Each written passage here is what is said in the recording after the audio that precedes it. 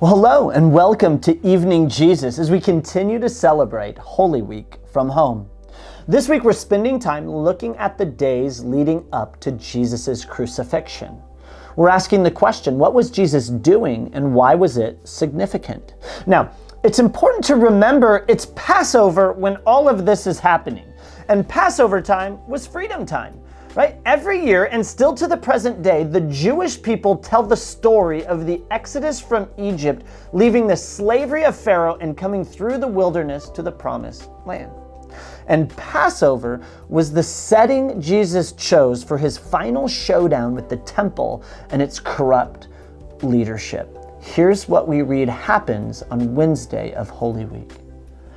Now, the Passover and the Festival of Unleavened Bread were only 2 days away, and the chief priests and the teachers of the law were scheming to arrest Jesus secretly and kill him, but not during the festival, they said, or the people may riot.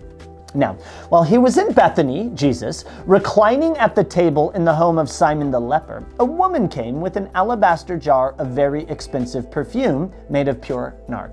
She broke the jar and poured the perfume on his head. Some of those present were saying indignantly to one another, "Why this waste of perfume? It could have been sold for more than a year's wages and the money given to the poor." And they rebuked her harshly. "Leave her alone," said Jesus. "Why are you bothering her? She has done a beautiful thing to me. The poor you will always have with you, and you can help them anytime you want, but you will not always have me. She did what she could. She poured perfume on my body beforehand to prepare for my burial. Truly I tell you, wherever the gospel is preached throughout the world, what she has done will also be told in memory of her." Then Judas Iscariot, one of the 12, went to the chief priests to betray Jesus to them. They were delighted to hear this and promised to give him money. So he watched for an opportunity to hand him over. Okay. What's happening in this scene? What's the deal with the expensive perfume? Well, the first thing that we should probably know is that this woman's name is Mary, and we discover that from other accounts of the story. And really what she's doing is an act of extravagant worship. And although others are criticizing her actions, Jesus calls what she does beautiful.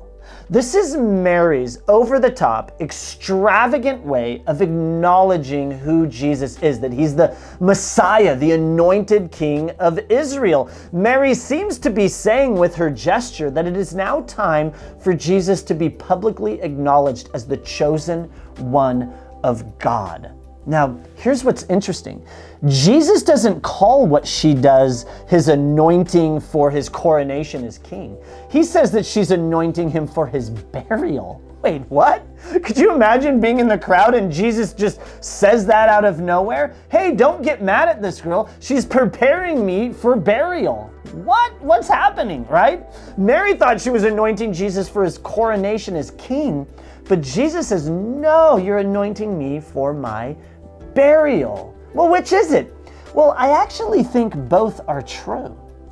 Jesus is the anointed King of Israel, but he receives his crown in an odd way.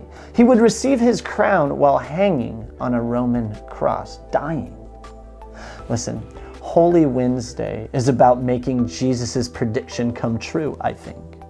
That when we talk about him, we remember her and her beautiful act of worship. And so may we be like Mary, the kind of worshipers that Jesus calls beautiful. Hey, thanks for hanging out, guys, and I will see you tomorrow night as we continue Holy Week from home.